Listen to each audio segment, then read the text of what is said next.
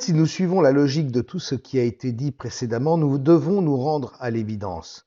Dans cette dimension de la matrice artificielle, le véritable secret de l'immortalité repose entièrement sur une manipulation génétique, le clonage. Le clonage est le secret de l'arbre de vie. L'immortalité n'est évidemment pas un idéal pour les chevaliers christiques. Cependant, il est bon de savoir que les faux dieux ont livré ce secret au sang noir de pure lignée. Ces familles hybrides utilisent le clonage pour elles-mêmes, mais aussi comme une ultime récompense et un moyen de pression pour obtenir l'obéissance aveugle de leurs sbires appartenant à des souches bâtardes. On comprend pourquoi certains initiés sont si jaloux de leur ADN, pourquoi d'autres se font construire d'imposants mausolées. Et l'on regarde autrement certains caprices de stars comme Madonna qui fait stériliser tous ses costumes et sa loge après chaque concert. De fait, si quelqu'un récupérait son ADN et concevait un clone en gestation accélérée, alors il aurait accès à toute la mémoire et donc aux secrets les plus intimes de la star. Sous couvert d'une œuvre de divertissement, le film À l'aube du sixième jour nous montre la réalité de cette caste d'hybrides avec des donneurs d'ordre et des hommes de main qui meurent et renaissent à la vie grâce au clonage. La seule entorse à la vérité tient dans la manière dont les clones récupèrent la mémoire, la personnalité et les émotions de leur individu source. Dans le film, toutes ces données sont récupérées par le biais d'un scan optique, puis stockées sur un disque avant d'être introduites dans le clone via un nouveau scan optique. Bien que peu réaliste, ce procédé a-t-il été choisi par les scénaristes parce que jugé plus cinématographique? J'en doute. Selon moi, le grand secret lié au clonage, celui que les sangs noirs ne veulent surtout pas vous révéler, réside dans la faille qui unit l'ADN aux strates mémorielles enchevêtrées du couple commando d'élite égaux. La divulgation de ce secret dans le grand public reviendrait à lever le dernier verrou qui empêche les peuples d'accéder au secret de l'arbre de vie, l'immortalité dans cette dimension de la matrice.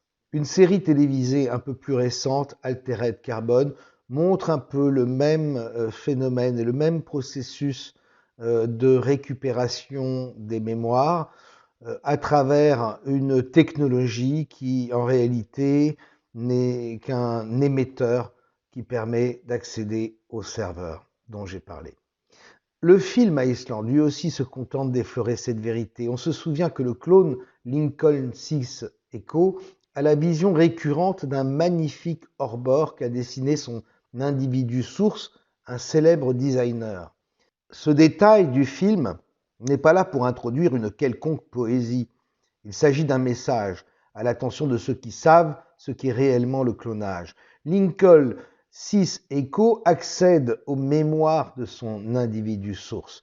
On retrouve le même phénomène dans le film Alien 4, La Résurrection. Le clone d'Hélène Ripley recouvre instantanément toutes les mémoires de son original. Là encore, aucune explication. Idem avec la saga Resident Evil, dans laquelle les clones conservent leur personnalité et leurs souvenirs. Cette réminiscence n'est jamais expliquée. A contrario, tous les films qui privilégient le transfert de conscience, quel que soit le procédé choisi, font fausse route. En fait, ils prennent le problème à l'envers, notre conscience n'étant pas localisée dans notre corps. La seule technologie capable d'obtenir le même résultat que le clonage, sans passer par le clonage, c'est l'implant. Certains Black Programs utilisent cette technique pour leur agent. Plusieurs implants greffés à différents endroits du corps, en émettant certaines ondes, peuvent en effet modifier la fréquence ADN d'un corps implanté.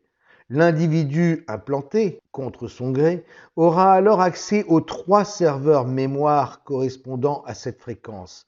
Généralement, les serveurs visés sont ceux d'un agent mort en mission ou ayant achevé une mission qui se déroulait dans d'autres dimensions. Lorsque le retour de l'agent est impossible du fait de la trop grande distance ou du décalage temporel qui s'ensuivrait, il est beaucoup plus simple de procéder ainsi.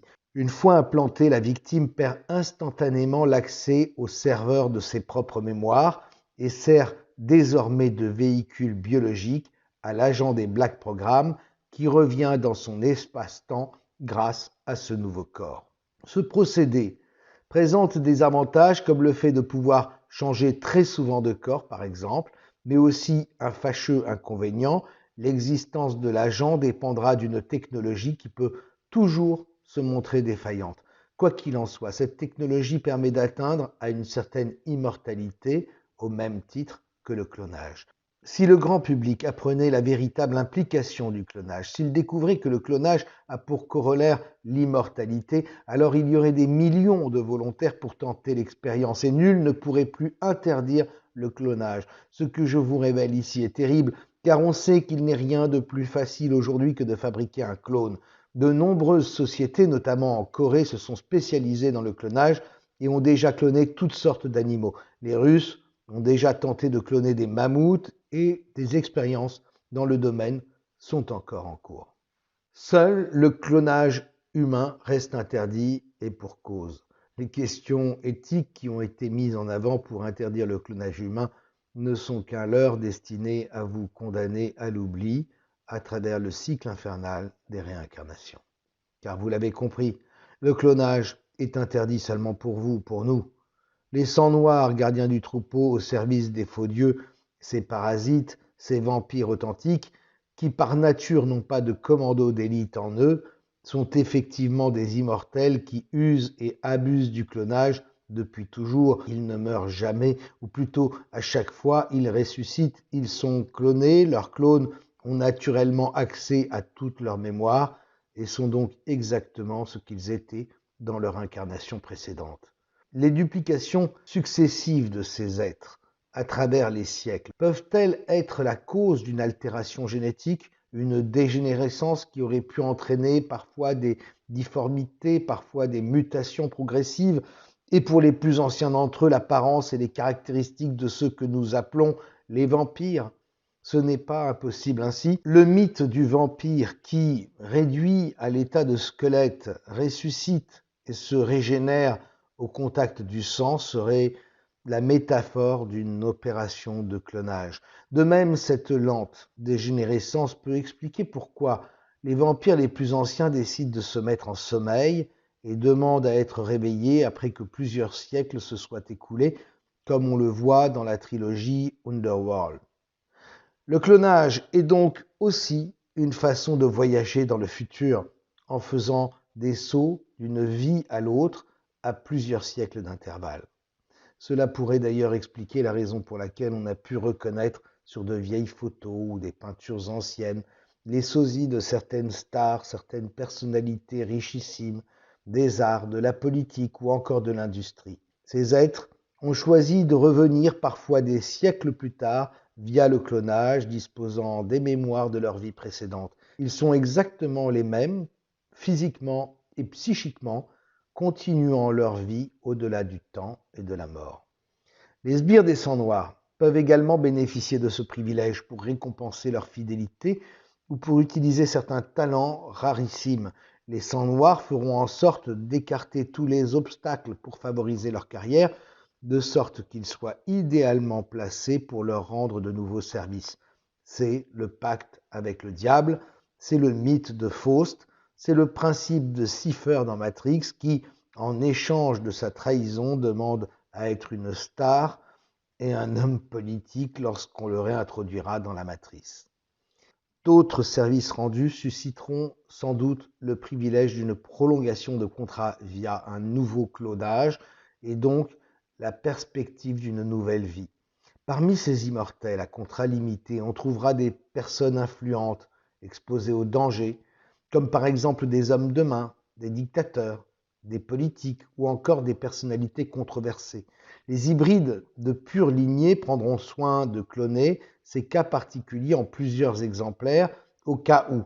On verra alors parfois plusieurs clones se partageant le même rôle alternativement. Un œil attentif pourra déceler les différences entre les clones. Ces détails surviennent avec l'âge, une différence de démarche, si l'un des clones a été blessé, de peau, s'il a contracté un virus. Le visage d'un clone pourra être perclus de tics à cause d'une trop grande consommation de drogue. On l'enverra alors faire des discours devant les foules, tandis que son double passera de préférence sur des plateaux de télévision et affichera sur les gros plans un visage parfaitement normal. Les clones défectueux ou par trop dégradés finissent au rebut, sans éprouver par ailleurs le moindre état d'âme. Il y a aussi des clones de réserve qui ne servent pas à cela, ont généralement le crâne rasé pour se différencier des clones actifs ou de l'individu source. Ils coulent une vie agréable, libérés des contraintes d'argent, mais, sauf exception, ils ne vivent pas au-delà de 35-40 ans. La vie d'un clone inactif ne vaut pas très cher. En l'absence de clone de réserve, si une personnalité meurt sans avoir terminé sa mission, par exemple un homme politique, on usera alors d'une autre méthode de clonage. Les hommes de main kidnappent une personne de même corpulence et dont la lignée d'ADN est compatible, après quoi il suffit de remplacer toutes les cellules souches de la victime par les cellules souches cultivées de la personnalité morte. Quelques mois plus tard, les cellules souches auront modifié tout le maillage cellulaire de la victime qui se transformera alors et adoptera le code génétique du donneur. Rappelons que ce sont les cellules souches qui commandent à la programmation de toutes les autres cellules. Si l'on greffe un cœur de 20 ans sur une personne de 60 ans, au bout de quelques mois, le cœur de 20 ans, sous le contrôle des cellules souches du receveur, aura pris l'aspect d'un cœur de 60 ans. Ici, c'est exactement le processus inverse. Quoi qu'il en soit, lorsque la métamorphose est accomplie, l'individu nouveau devenu identique à celui qui vient de mourir, même physique et même âge cellulaire évidemment, disposera des mêmes fréquences, lui donnant accès aux mémoires et donc à la personnalité stockée dans l'éther de l'individu mort et réellement ressuscité. Toutefois, il faut savoir que l'abus du recours à cette méthode conduit irrémédiablement à une dégénérescence génétique.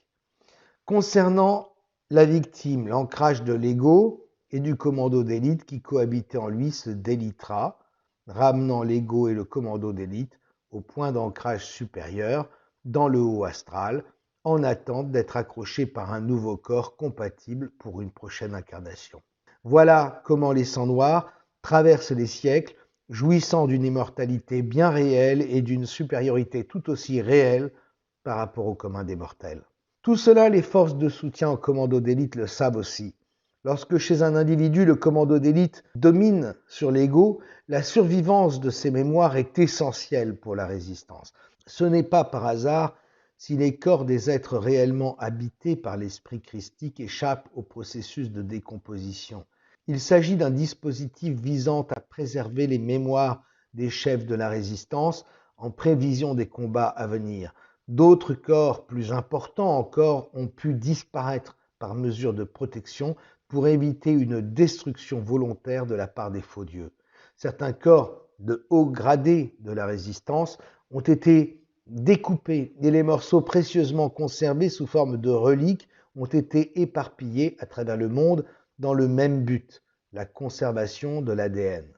Avez-vous remarqué que toutes les reliques du Christ, le suaire, le voile de Véronique, les morceaux de la croix, les clous, la sainte couronne, le Graal, ont toutes été en contact avec son sang et sont donc porteuses de son ADN? La légende arthurienne de la quête du Graal raconte en fait la quête éperdue de l'ADN du maître christique qui réussit à brandir l'épée d'or. La scène, le dernier repas du Christ et son mystérieux rituel, impossible à comprendre, trouve enfin tout son sens. Matthieu 26, 26, pendant qu'il mangeait, Jésus prit le pain et après avoir rendu grâce, il le rompit et le donna aux disciples en disant « Prenez, mangez, ceci est mon corps ».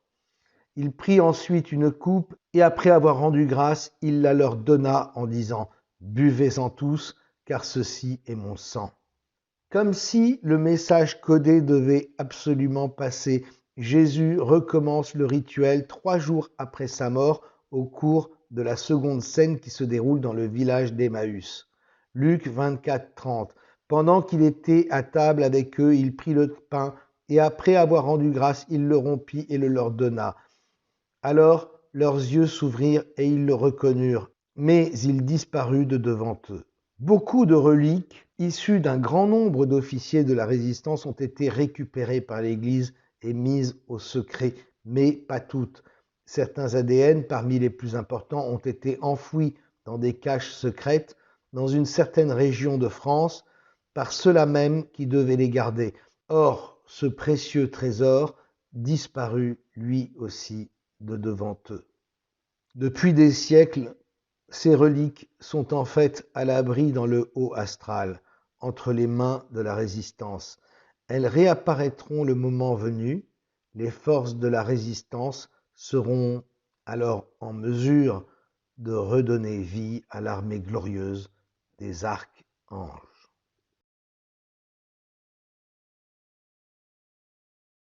Le moment venu, la pression du Whiting compressera si fortement la matière noire que les frontières des 7 sphères de densité ne seront plus étanches. Une à une, les 7 sphères de densité de la matrice artificielle s'ouvriront. Révélation 6.1. Je regardai quand l'agneau ouvrit un des 7 sceaux, et j'entendis l'un des 4 êtres vivants qui disait comme d'une voix de tonnerre, « Viens !» Les forces de soutien en provenance de la matrice originelle afflueront alors en masse dans notre monde. Toutes les puissances invisibles s'uniront en une ultime bataille, et la résistance qui s'organise aussi dans le haut astral se soulèvera et lancera ses vaisseaux contre la flotte des archontes. C'est à cet instant que le grand monarque tentera de déclencher le blackout. Révélation 6.2. Je regardai et voici parut un cheval blanc. Celui qui le montait avait un arc. L'arc, nous l'avons vu, c'est l'arme du roi du monde. Celui qui le montait avait un arc, une couronne lui fut donnée, et il partit en vainqueur et pour vaincre. La mer des batailles, avec tous ses protagonistes, est entièrement décrite dans le chapitre 6 du livre des Révélations. 6.3. Quand il ouvrit le second sceau, le bas astral, j'entendis le second être vivant qui disait « Viens !» Et il sortit un autre cheval, roux.